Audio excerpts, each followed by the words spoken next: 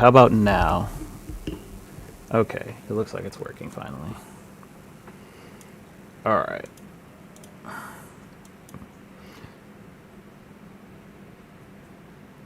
There it goes.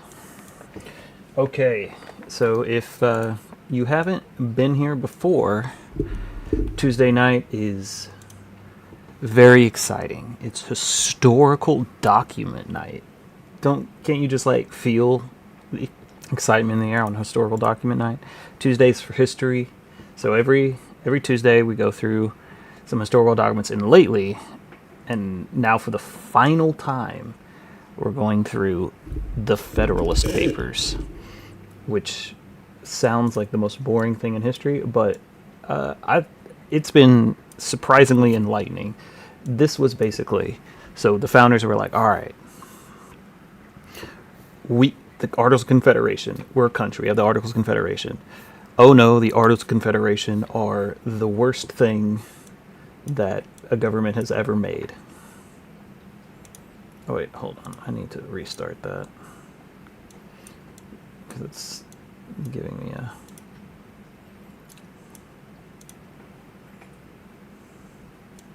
Alright, so the founders are like, alright, the Articles of Confederation, they're the worst thing that a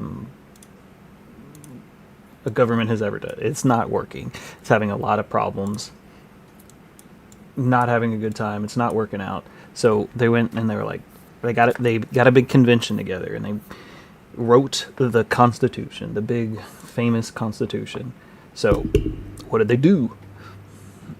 What did they do then? Or what did they do? They wrote it, and they're like, okay, it didn't just become the government after that.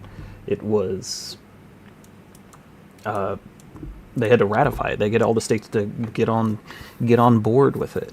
So they wrote the Federalist Papers, mainly Hamilton. Some other guys wrote some too, but most of these, like 3/4 of them, are going to be Hamilton.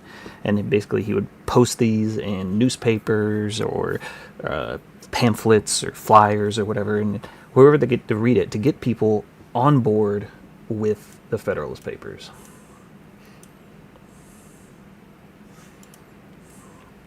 So, and Hamilton was living in New York, so he wrote these in New York. All right. And I'm pretty sure 84 was the Bill of Rights. Hamilton was actually against the Bill of Rights, which seems kind of like antithetical in today's world. But, I mean, Hamilton thought that the Constitution should go, hey, we don't need to spell out these rights. The Constitution should say what the government should be able to do. But a lot of people thought, like, we really need to lay out some of these so the government did. So Hamilton makes an argument against the Bill of Rights, but a lot of people, he lost this argument, but 84 was his argument against the Bill of Rights. All right, Hamilton. In the course of the foregoing review of the Constitution, I have taken notice and endeavored to answer the most of the objections which have appeared against it. There, however, remain a few which either did not fall naturally under any particular head or forgotten in their proper place. These shall now be discussed. All right, so this is going to be like a catch-all for all the different things. All the preceding Federalist Papers, all 83 of them, have gone over, and these are going to be the catch-all of all the different critiques. That's how Hamilton likes to write. He likes to go, hey, we are... he'll put an idea out there. They wrote an idea in the Constitution, and someone would write it like a pamphlet or a paper or a newspaper article saying, like, I don't like this about the new Constitution. And Hamilton would write a Federalist paper, usually in response to those people saying things. All right. The most considerable and remaining objections is the plan of the convention that contains no Bill of Rights. Yeah, Hamilton didn't like the idea of Bill of Rights. He thought, hey, if the Constitution says the government like, he's like, the government should do only these things, and we don't need to put a Bill of Rights in there, because if we put a Bill of Rights in there, that's going to say, well, everything that's not in the Bill of Rights is acceptable. Among the answers given to this, it has been on different occasions remarked that the constitutions of the several states are in a similar predicament. I add that New York is one of the number, and yet the oppressors of the new system in this state, he's talking about New York, he's writing in New York, who profess an unlimited admiration for its constitution, are among the most intemperate partisans of Bill of Rights. To justify their zeal in this manner, they allege two things. One is that, though the Constitution of New York has no Bill of Rights prefixed to it, yet it contains in the body of it various provisions in favor of particular privileges and rights.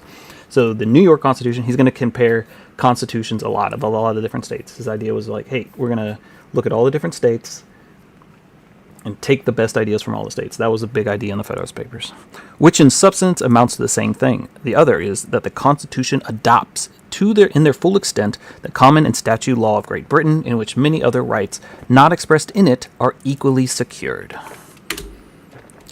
To the first I answer that the Constitution proposed in the Convention contains, as well as consist of this state, a number of such provisions. All right, so he's arguing like the Bill of Rights, it's going to be redundant. The Constitution already has a lot of these things already baked into it to prevent the government from infringing on these rights. Independent of those relate to the structure of government, we'll find the following. Article 1, Section 3, Clause 7. Judgment in cases of impeachment shall not extend further than to removal of office and the disqualification to hold and enjoy any office of honor, trust, or profit on the United States, but the party convicted shall nevertheless be liable to subject to indictment, trial, judgment, and punishment in a court of law. This is a big thing with a lot of people get wrong about the impeachment clause in the Constitution. They think that they think you have to do a crime to be impeached. This isn't the case. And they also think that you go to jail after being impeached. This is also not the case. All impeachment is saying you're out of office. You cannot come back to office, but you do lose your immunity to crimes. So you can be charged after impeachment, but at first you have to be all impeachment does is say, hey, you're out of office. We're removing from your office. Ben Franklin said, Ben Franklin goes, I rather have impeachment because the alternative to impeachment is assassination. And he's like, this is a preferable compromise. Section 9 of the same article, Clause 2. The privilege of the right of habeas corpus shall not be suspended unless when in cases of rebellion, invasion, and public safety require it. Clause 3. No bill of attainder, ex post facto law shall be passed. Clause 7. No title of nobility shall be granted in the United States, and no person holding any office of profit or trust under them shall, without the consent of Congress, accept any present annulment, office, or title of any kind whatsoever from king, prince, or foreign state. Article 3, Section 2, Clause 3. The trial of all crimes, except in cases of impeachment, shall be a jury, and such trial shall be held in the state which the said crimes have been committed. But when not committed within any state, the trial shall be at such a place as Congress may as law have directed. All right, so he's just going through, he's listing things. He's like, look, we don't need to spell out a specific Bill of Rights. We have things similar to this already. We can just look to the Constitution. We don't need to make a specific Bill of Rights. This is Hamilton. This is the biggest problem I have with Hamilton. I'm in the very opposite corner. Section 3 of the same article, treason against the United States shall consist only of levying war against them, or in adhering to their enemies, giving them aid and comfort. No person shall be convicted of treason unless on the testimony of two witnesses to the same overt act, or on confession in open court.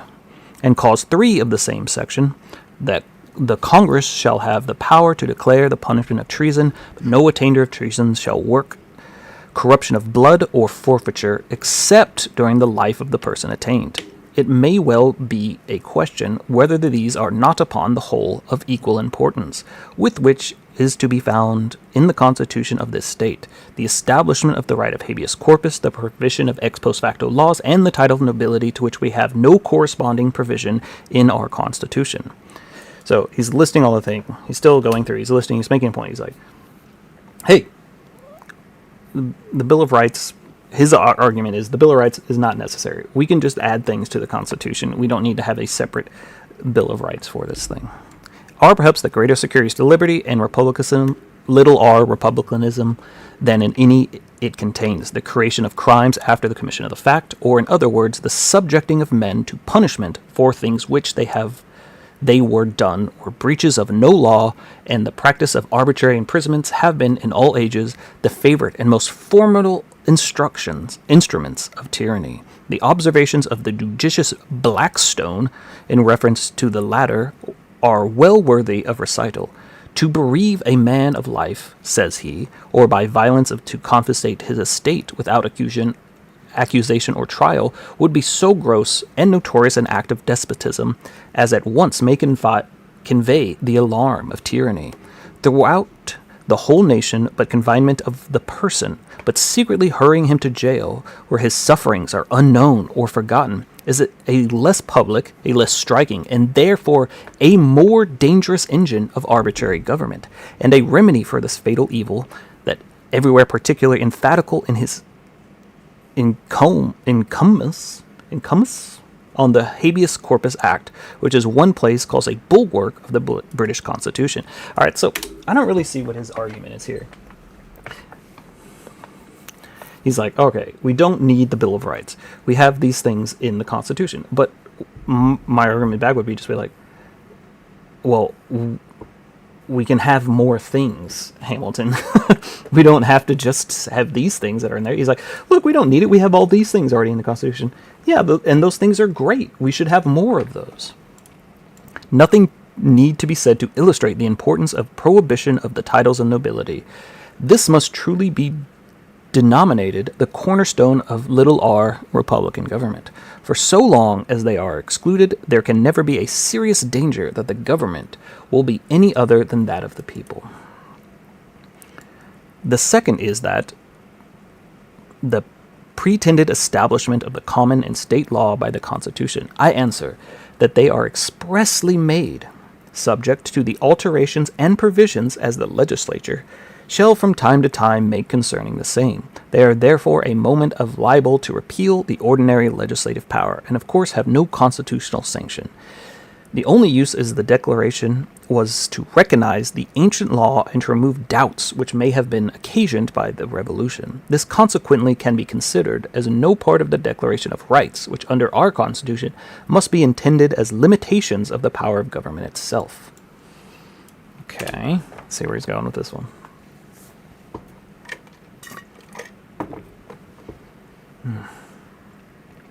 It has been several times truly remarked that the Bill of Rights are, in their origin, stipulations between kings and their subjects, abridgments of prerogative in favor of privilege, reservations of rights is not surrendered to the prince, such was the Magna Carta, obtained by the barons, sword in hand from the King John. Okay. So he's saying that Bill of Rights historically were saying that the king would not violate these rights. But it didn't leave you open to any of the other ways he could violate your rights.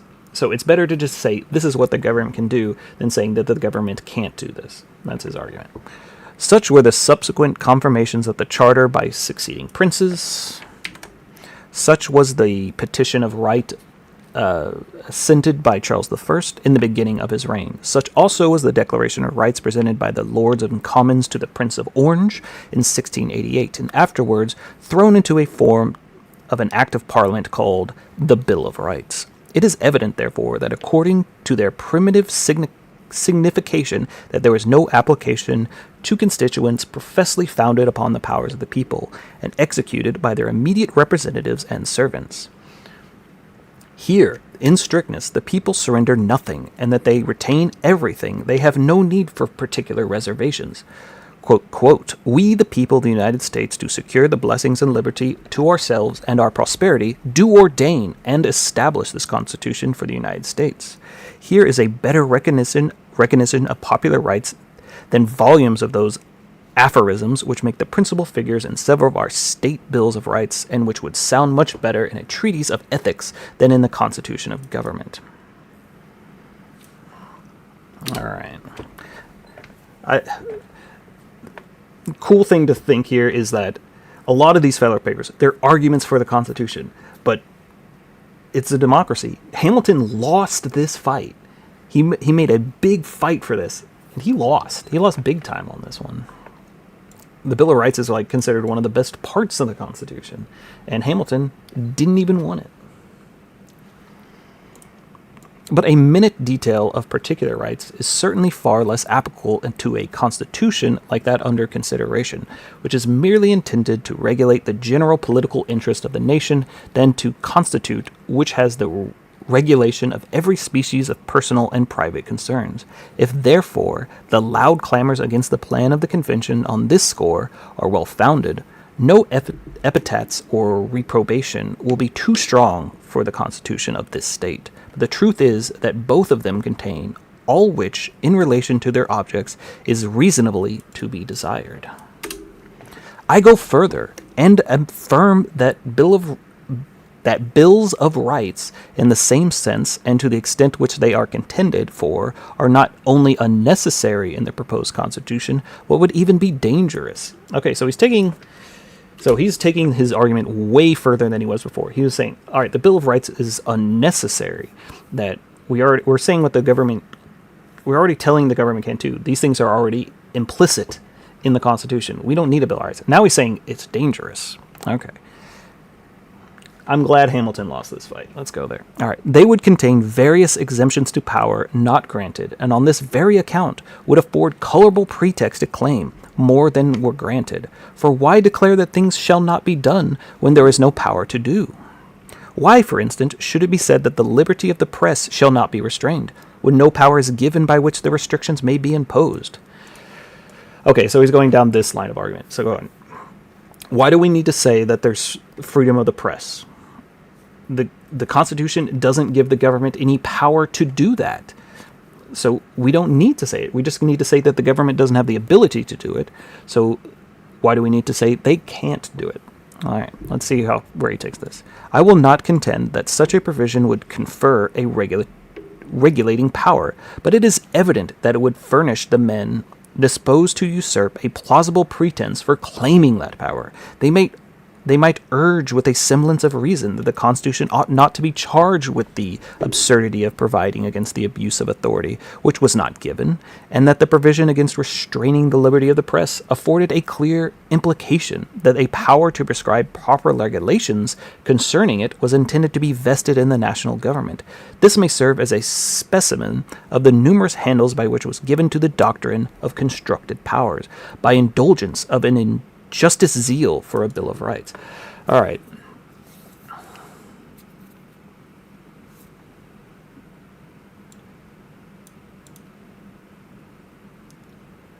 Oh, yawn. Don't start on Voltaire. Give me a break. Yawn. The founding fathers were men of limited literacy. They were literally men of the Enlightenment. Give me a break. If you want to like say something negative about the founding fathers, just say it. You don't have to make up a pretext that's just unfounded. They would contain various exemptions of powers not granted, and on this very account would afford a colorable pretext to claim more than they were granted. All right, we just read that. On the subject of liberty of the press, as much has been said, I cannot forbear adding a remark or two. In this first place, I observe that there is not a syllable concerning it in the Constitution of this state. In the next, I contend that whatever has been said about it in that of any other state amount to nothing. What signifies the declaration that the liberty of the press shall be inviolably preserved, what is the liberty of the press? Who can give it any definition which would not leave the utmost latitude for evasion? I hold it to be impracticable, and the form is this, that I infer that it is security. Whatever fine declarations may be inserted in any constitution respecting it must altogether depend on public opinion, and on the general spirit of the people and government. And here, after as it is intimated upon in the other occasion, must we seek for the only solid basis of our rights. All right, so he's going over that argument again.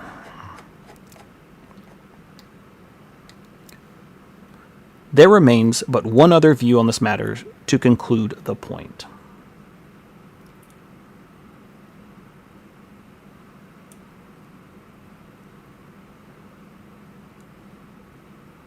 As I see it, the founding fathers were defined by their ability. All right. That's like the most Reddit argument I've ever heard in my entire life. The truth is, after all the declamations we have heard, that the Constitution is itself, in every rational sense and to every useful purpose, a Bill of Rights. The several Bills of Rights in Great Britain form its Constitution, and conversely, the constitutes of each state is its Bill of Rights. And the proposed Constitution, if adopted, will be the Bill of Rights of the Union. Is it one object of a Bill of Rights to declare and specify the political privileges of the citizens, instructions, and administration of the government? Yeah, I'll do that, buddy. I'll look into history. Yeah, I'd never looked into history before. Okay, if you want to look into history, what's Hamilton's view on slavery then? What did he think about it? What did he think its future was? Did he think that this was like a long-standing thing that needed to be protected?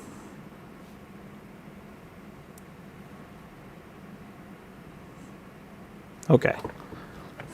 This is done in the most ample and precise manner into the plan of the convention, comprehending various precautions for the public security, which are not to be found in any state constitution. Is another object of Bills of Rights to define certain immunities and modes of proceeding, which are relative to personal and private concerns. This, we have seen, has also been attended to in the variety of cases. In the same plan, adverting, therefore, the substantial meaning of a Bill of Rights. It is absurd to allege that it is not to be found in the work of this convention. It may be said it does not go far enough, though it would be not easy to make this appear, but it can be with no property in contending that there is no such thing. I think that's a kind of a weaker argument on Hamilton's part. In certainty, it must be immaterial what mode is observed, as is the order of declaring the rights of the citizens, if they are to be found in any part in the instruments which establish the government. And hence it must be apparent that much of what has been said on this subject rests merely on verbal and nominal distinctions, entirely foreign from the substance of the thing. Any objection which has been made, and which from the frequency of its repetition it is to be presumed to be relied on, it is in this nature. It is improper to say the objectors to confer such large powers as are proposed upon the national government, because the seat of that government must of necessity be too remote from the many states to admit a proper knowledge on the part of the constituent of the conduct of the representative body. This argument, if it proves anything, proves that there ought to be no general government whatsoever.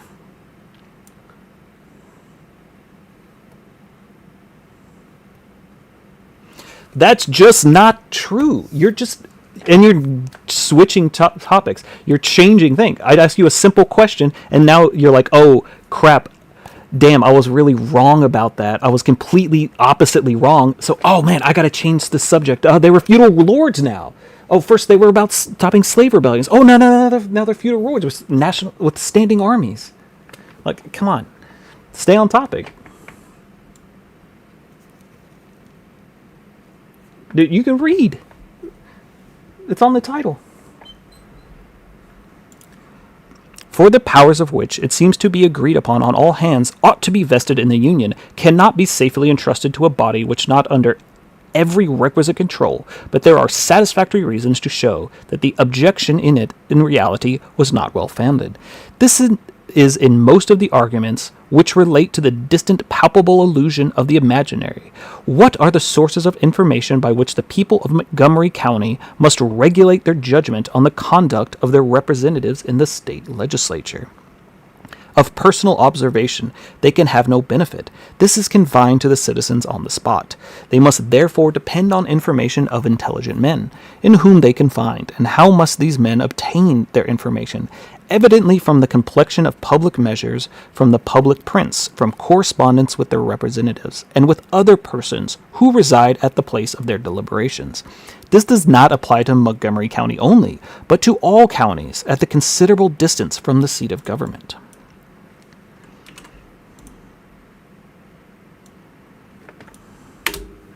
it is equally evident that the same sources of information would be open to the people in relation to the conduct of their representatives in the general government, and the impediments to the prompt communication which distance may suppose to create will be overbalanced by the effects of the vigilance of the state governments. The executive and legislative bodies of each state will be so many sentinels over the persons employed to every department of the national administration. All right, so he's making a federal argument now. He's moved on from, like, what's the word I'm looking for?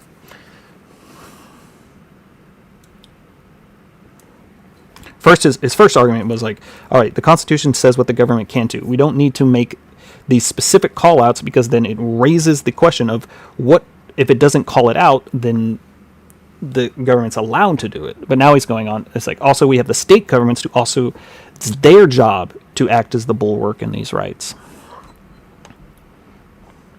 And it will be that the power to adopt and pursue a regular and effectual system of intelligence, they can never be at a loss to know the behavior of those who represent their constituents in the national councils, and can readily communicate the same knowledge to the people. Their disposition to appraise the community of whatever prejudice in its interest from another quarter may be relied upon. If it were only from the rivalship of power, and we may conclude that the fullest assurance that the people through their channel will be better informed of the conduct of their national representatives than they can be of any means now possessed of their state representatives. All right, so he's making that argument again. He's made this argument before of like, let me undo that. That the state legislators are going to be much more responsive to their citizens' needs. So they should be in charge of this bulwark more than the national government. The national government should be very tiny in comparison to the state government. It ought also to be remembered that the citizens who inhabit the country at their near the seat of government will, in all their questions that affect the general liberty and prosperity, have the same interest with those who are at a distance, and that they will stand ready to sound the alarm when necessary, and to point out the actors of pernicious project. The public papers will be expeditious messengers of intelligence to the most remote inhabitants of the Union. Among the many curious objections which have appeared against the proposed Constitution, the most extraordinary and least colorable is derived from the want of some provision respecting the debts due to the United States. Okay, so apparently there was a lot of people arguing that there needs to be something in the Constitution about the debts that people owe the United States. All right. This has been represented as a tract relinquishment of those debts and as a wicked contrivance to screen public defaulters. The newspapers have teemed with the most inflammatory railings on their head. That's probably not... Oh, this guy... I'm going to write a paragraph.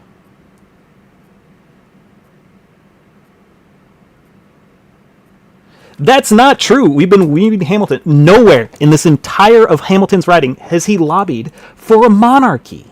Nowhere. Not a single time. Hamilton was the biggest states' rights guy. You are just making stuff up. You're just in your feels. You're in your feels. I'm not your girlfriend. I don't need to hear about your feelings. You can read this. I've been reading this every week now for a couple hours. All of his writings. Nowhere in here. We've read all of them. Nowhere did Hamilton talk about wanting a monarchy. And Hamilton was against direct democracy. You are a pompous peasant. Oh, I might be a pompous peasant, but I'm right and you're wrong, which makes me better than you. Just so you know. I'm better than you. I can actually read it. You can read Reddit arguments. You can read stuff you read on Reddit or 4chan and then go spewing it in comment sections. You just made that up. You just said something and made it up completely contrary to everything he wrote about in every single one of these.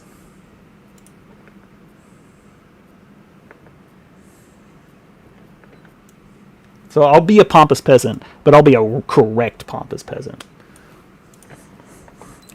Yet there is nothing clearer than to the suggestion that is entirely void of foundation, the offspring of extreme ignorance. Oh, speaking of extreme ignorance, or extreme dishonesty. Speaking of extreme dishonesty.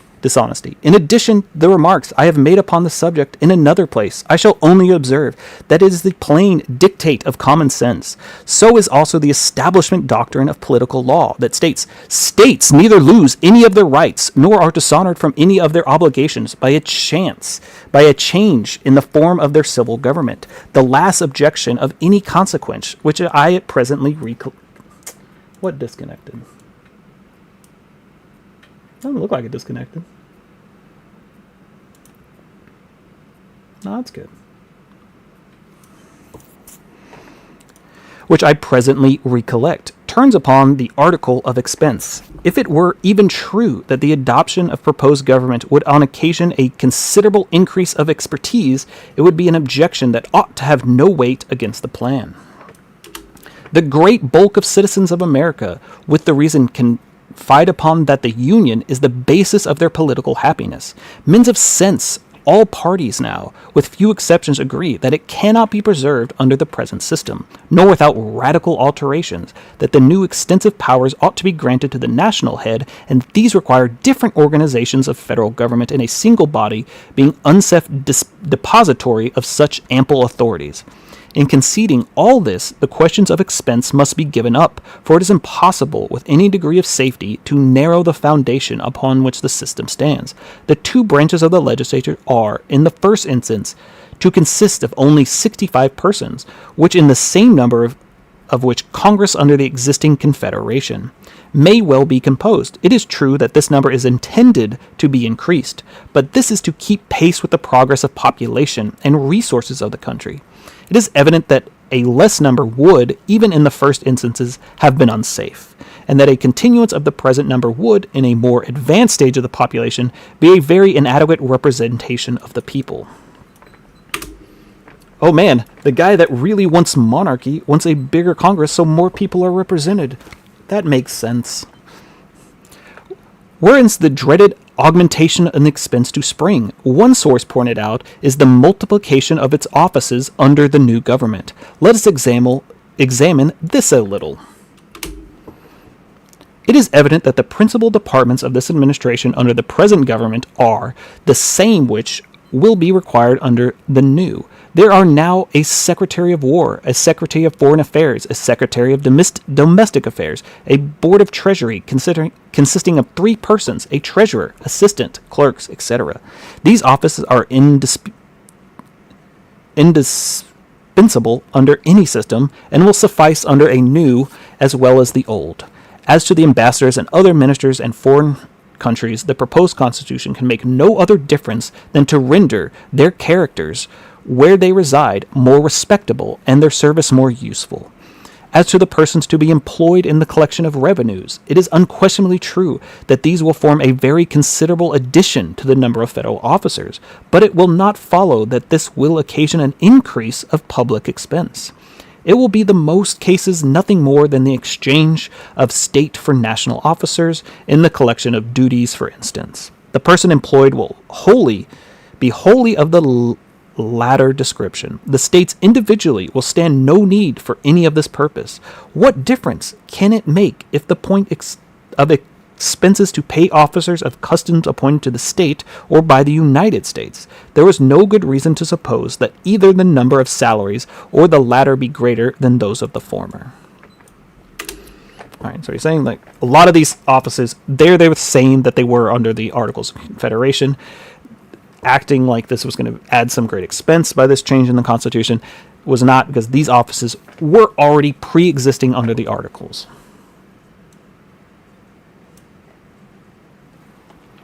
Where then are we to seek the additional articles of expense, which are to swell the account to the enormous size that has been represented to us?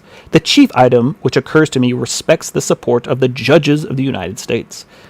I do not add the president, because there is now a president of Congress, whose expenses may not be far, if anything, short of those in which incurred on the account of the president of the United States. The support of the judges will clearly be an extra expense, but to what extent will depend on the particular plan which may be adopted regarded to this matter, but upon no reasonable plan can amount to a sum which will be an object of material consequence. All right, so a lot of people saying, hey, this is going to be more expensive. First, they're going to be a president. He's like, we already have a president. And he says, the chief item occurs to me respects to the support of judges. There was a big change with the Supreme Court being added to the Constitution.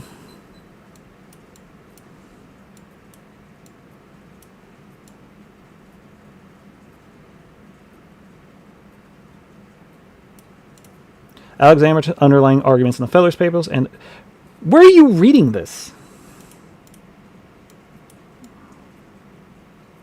There, nothing in Hamilton's writing at all,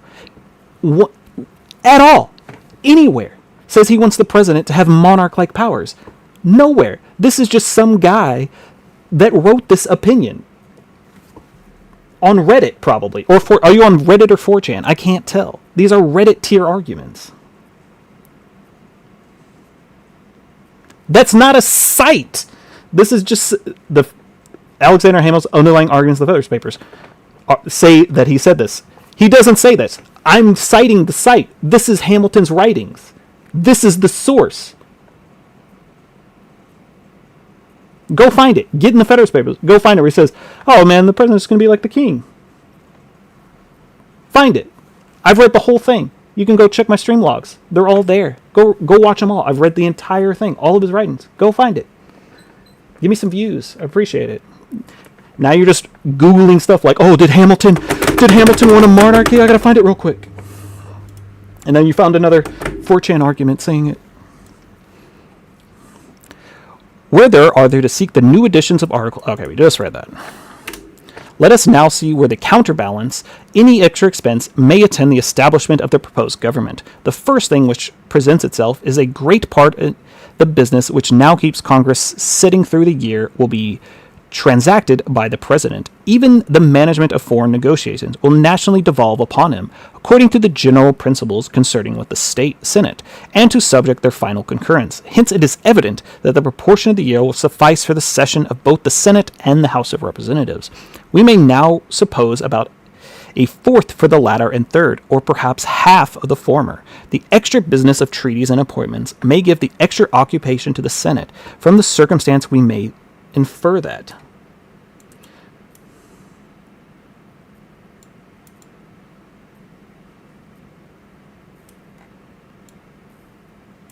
During the Constitutional Convention, Hamilton introduced his own plan of government on June 1970, which he acknowledged could be compared to an elective monarchy. Why? Give me where he wrote that. That's just some saying that. Where? Find it. Give me the source. Again, come on. I have all his writings. Just show it. Hamilton was a Federalist. He wanted a stronger federal government. He didn't want a strong executive government. Oh, that's right. You can't do it. You're just Googling. You're like, maybe the AI will help me out. Maybe the AI will help me out. Hopefully, if I just wrote it right. Oh, look. Just Control F. You can go look at the Federalist Papers. Control F it. Find out where he wrote it. That's what I thought.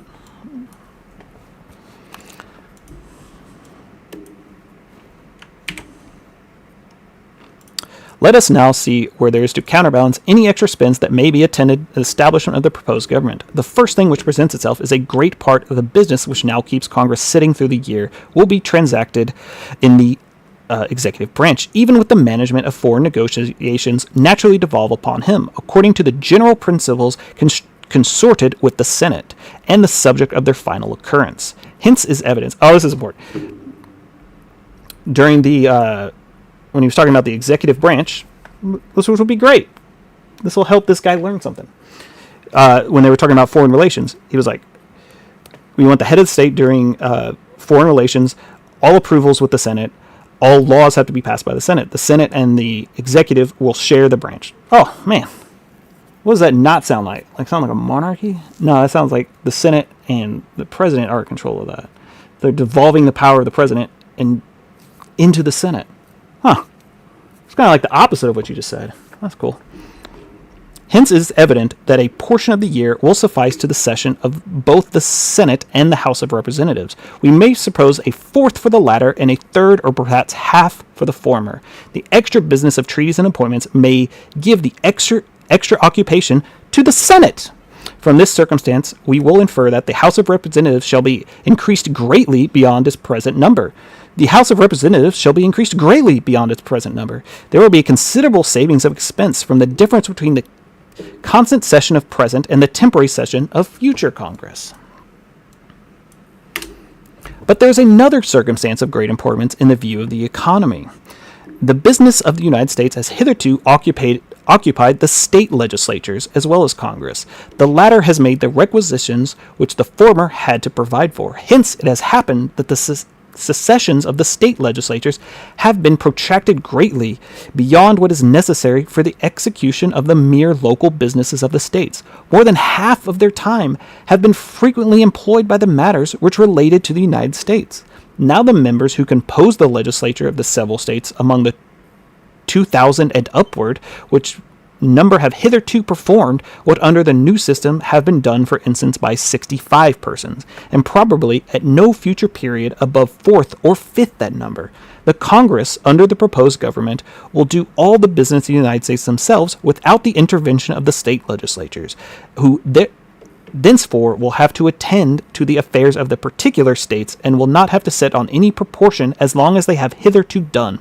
This difference in the time of the session of the state legislatures will clear gain, and will alone from an article of saving, which may be regarded as an equivalent for any additional objects of expense that may be occasioned on the adoption of the new system.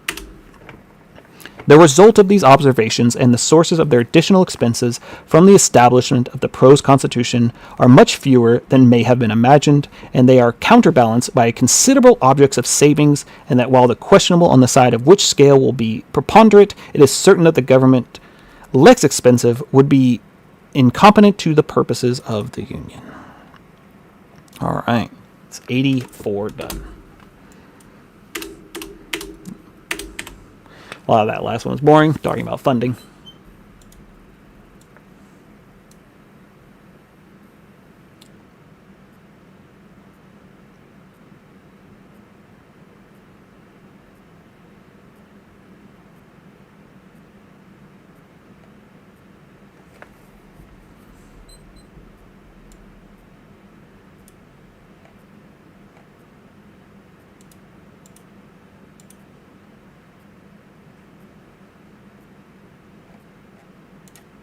All right, you can go cope somewhere else, man. You have a good night.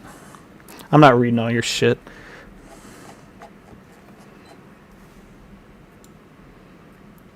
You couldn't find it anywhere in his writings, so you pivoted over and over again. So you have a good night. Not one. Couldn't find one. Appreciate it. Really appreciate it. Concluding remarks. We're on the last one. We're almost done. 5 pages left. It's been a couple months.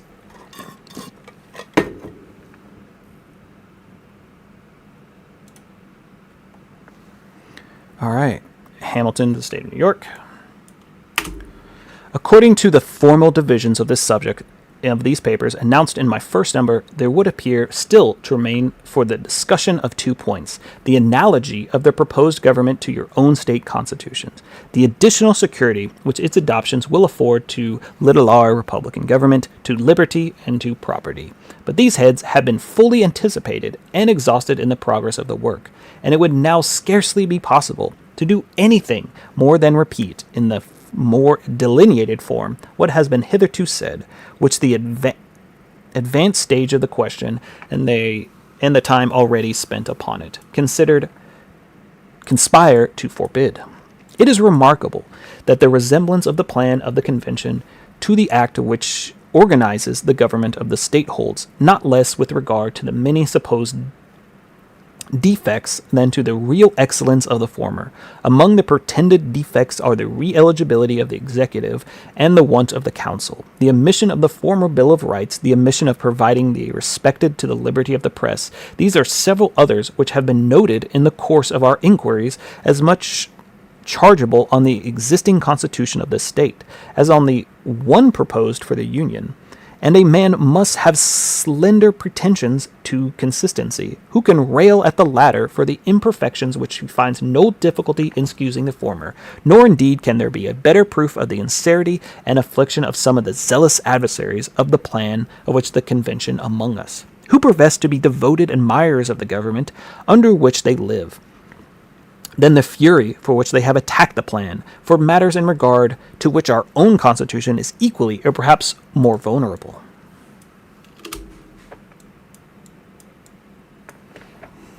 The additional securities to republican government, to liberty, and to property to be derived from the adoption of the plan under consideration consist chiefly in the restraints which the provision of the Union will impose on local factions and insurrections, and on the ambition of powerful individuals in single states, who may acquire credit and influence enough from leaders and favorites to become the despots of the people, in the dominion of the opportunities of foreign intrigue, which the dissolution of the Confederacy would invite and facilitate, in their prevention of extensive military establishments, which could not fail to grow out of the wars between states in a disunited situation, and express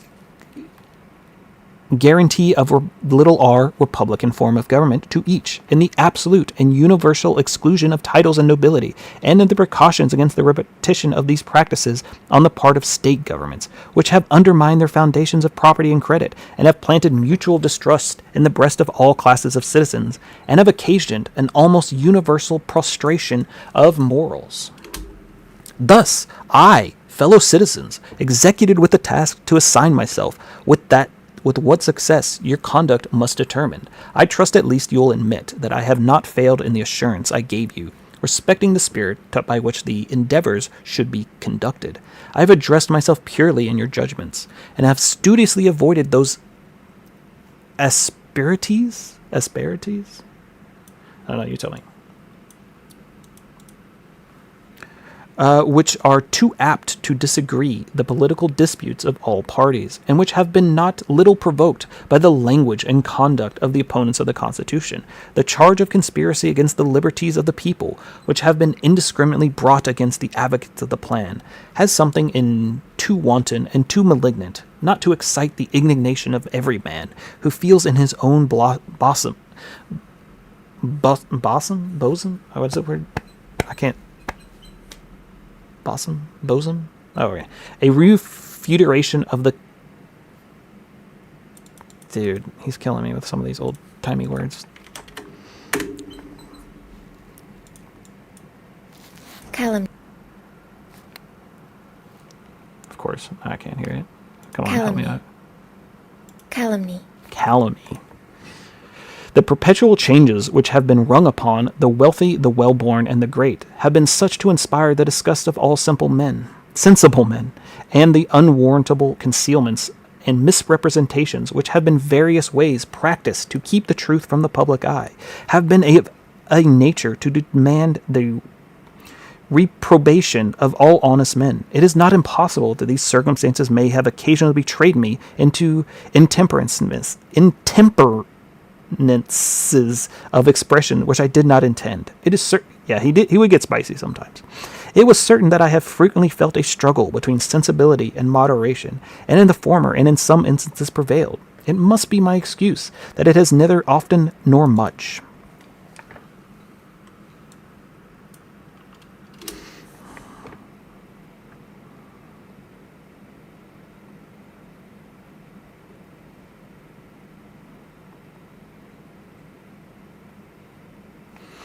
Let us now pause and ask ourselves whether in the course of these papers the proposed Constitution has not been satisfactorily vindicated from the aspirations thrown upon it, and whether it has not been shown to be worthy of the public appropriation and necessary to the public safety and prosperity.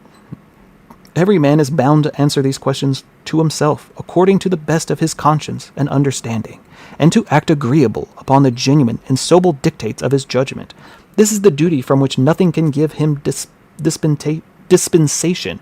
This is one that he is called upon, nay, constrained by all obligations that the bands of society, to discharge sincerely and honesty. No posture motive, no particular interest, no pride of opinion, no temporary passion and prejudices will justify himself to his country or to his prosperity. An improper election of the part he is to act. Let him be beware of the obstinate adherence to party. Let him reflect that the object upon which he is decided is not particular interest of the community, but the very existence of the nation. And let him remember the majority of America has already given to the sanction to the plan for which he is to approve or reject.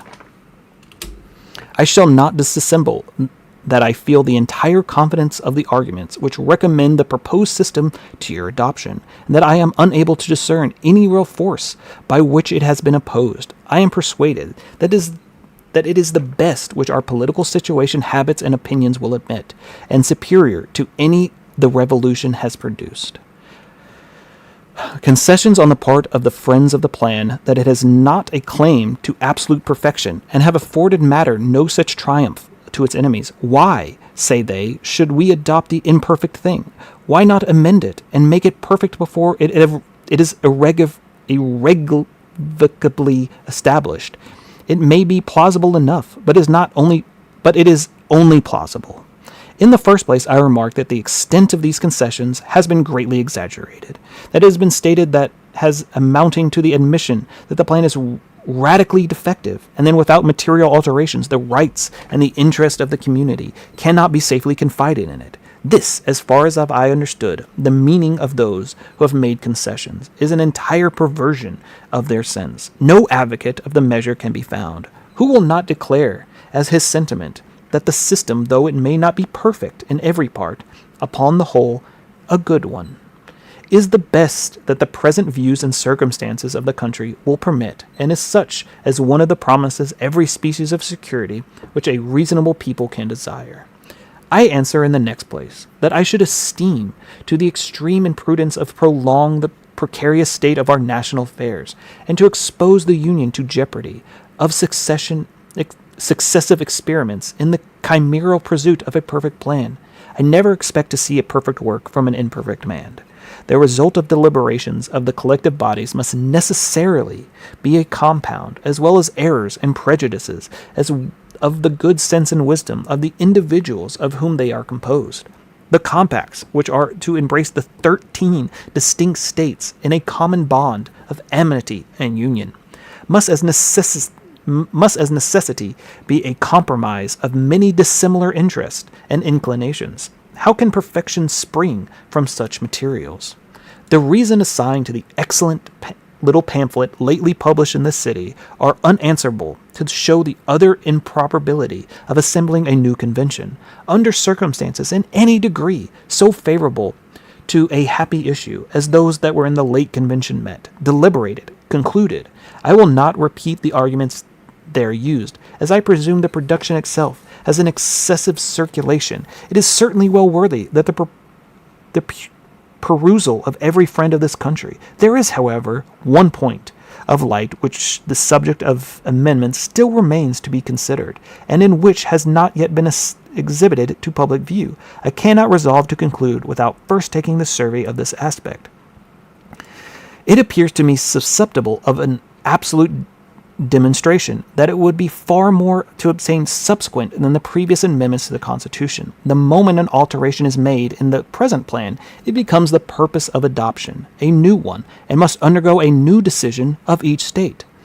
To its complete establishment throughout the Union, it will therefore require concurrence of the 13 states. If, on the contrary, the Constitution proposed should once be ratified by all the states as it stands, alterations in it may at any time be effected by nine states. Here, the chances are as 13 to 9 in favor of subsequent amendment rather than the original adoption of the entire system.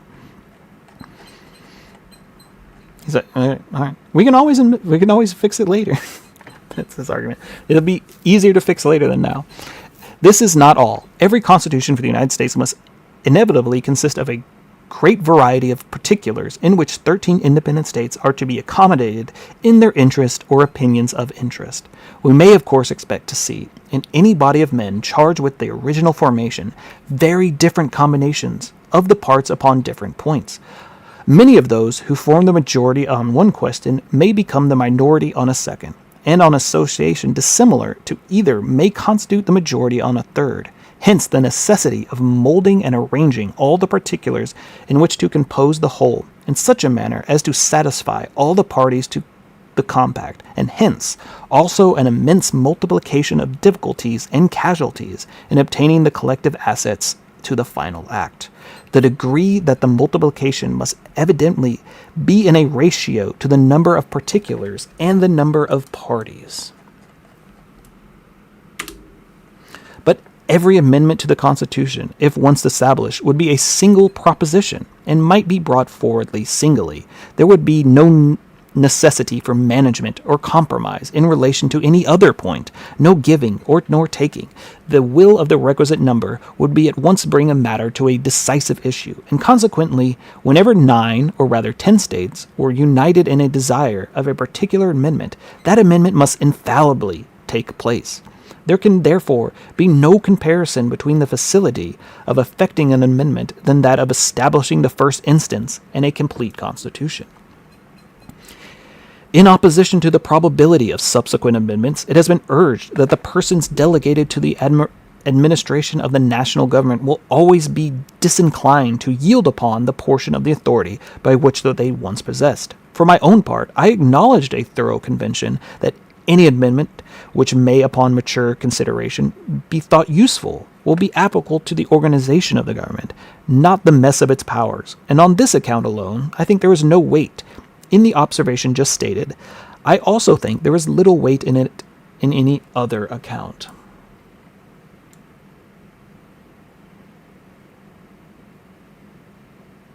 Did this guy come back like I was going to ever read his shit?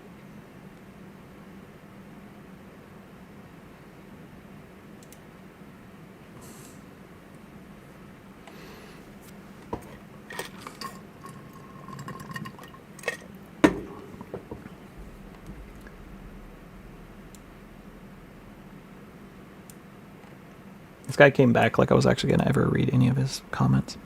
The intrinsic difficulty of governing the 13 states at any rate, independent of the calculations upon the ordinary degree of public spirit and integrity, will in my opinion constantly impose on the national rulers a necessity of spirit accommodation to the reasonable expectations of their constituents. But there is yet further considerations which prove beyond the possibility of doubt that the observation is futile.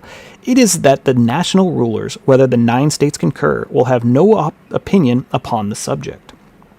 By the fifth article of the plan, the Congress will be obliged, on the application of the legislators of 2/3 of the state, which present amount to 9, to call a convention for proposing amendments, which shall be valid, to all intent the purposes as the part of the Constitution, when ratified by the legislators of 3/4 of the state, or by conventions in 3/4 thereof. The words of this article are God dang it. I need a pronunciation help. Peremptory. And now I lost my place because I did that.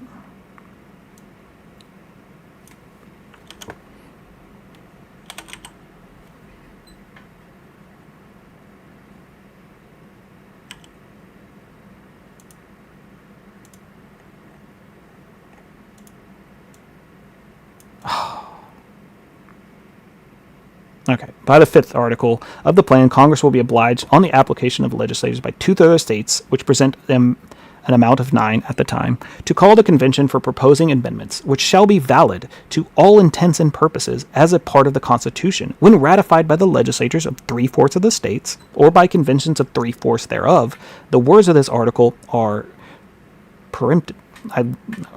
I'm giving up on it. The Congress shall call a convention. Nothing in this particular is left to the discretion of that body, and of consequence, all the declamation of the disinclination to change vanishes in air.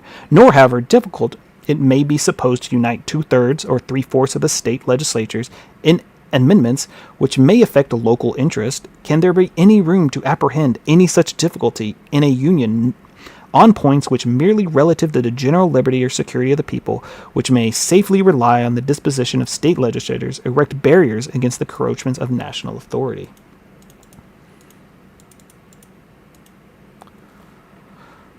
Almost done. In the foregoing argument is a fallacy. Certain it is that I myself deceived by it, for it is in my conception one of the rare instances in which political truth can be brought to the test of mathematical demonstration. Those who see the matter in some light with me, however zealous they may be for amendments, must agree in the propriety of previous adoption as the most direct road to their own object. The zeal for attempts to amend prior to the establishment of the Constitution must abate in every man who is ready to accede to the truth of the following observations of a writer equally solid and ingenious. To balance a large state or society, says he, whether monarchy, republican, on general laws, is a work of so great difficulty that no human genius, however comprehends, is able, by the mere dint of reason and reflection to effect it. The judgments of many must unite in the work. Experience must guide their labor, must bring it to perfection, and feeling the inconveniencies, must correct the mistake in which they inevitably fall in their first trials and experiments. Those judicious reflections contain upon the lesson of moderation to all the sincere lovers of the Union, and ought to be put upon them by the guard of hazing and anarchy, civil war, perpetual alienation of the states from other, and perhaps the military despotism of vicious demagoguery, demagoguery in the pursuit of what they are not likely to obtain, but from time and experience. It may be in me a defect of political fortitude, but I acknowledge that I cannot entertain an equal tranquillity with those who affect to treat the dangers of long continuance in our present situation as imaginary. Getting tired. A nation without a national government is, in my view, an awful spectacle. The establishment of a constitution in time of profound peace by the voluntary consent of the whole, it is prerogatory in the completion which I look forward with trembling anxiety. I reconcile to no rules of prudence to let go and hold of what we have now, so arduous an enterprise upon the 7 of the 13 states. After having passing so considerable a part of the ground to recommend the course, I dread more the consequences of new attempts, because I know the powerful individuals and in this and in other states are enemies to general national government in every possible shape. Publius. All right, that's it. That's the last one. We did all 85 of them. Some of them were fun reads, some of them were arduous, but we got through them all. Oh, which means we're done with the Federalist Papers, which I don't know what I'm going to do next for Historical Document Tuesdays. I need a better name than that. Tuesday Documentary. Something like that.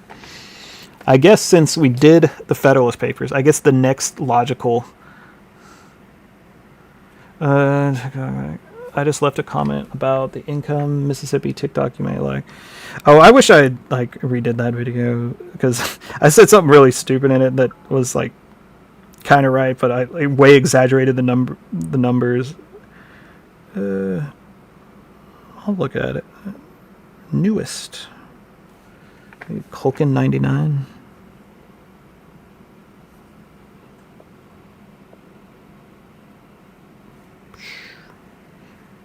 I might not have gotten it yet.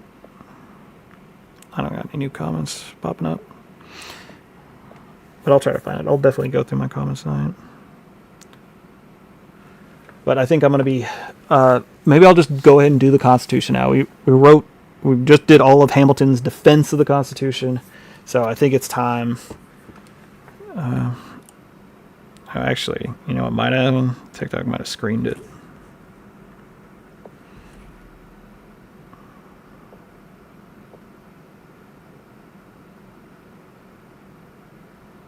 No? I don't know. I haven't got it yet. Maybe it takes a while. But I'll keep an eye out for it. But Yeah, I guess we'll move on to Constitution. I might want to get somebody else to jump in with me when I do the Constitution, because I might want somebody like with some kind of law experience. Because there's a lot of like, especially when we get to the judiciary stuff. Like I could talk about the history of it, but I don't know if I can talk about the like legal consequences of it. But anyway, I think I'll end it slightly early tonight since I finished.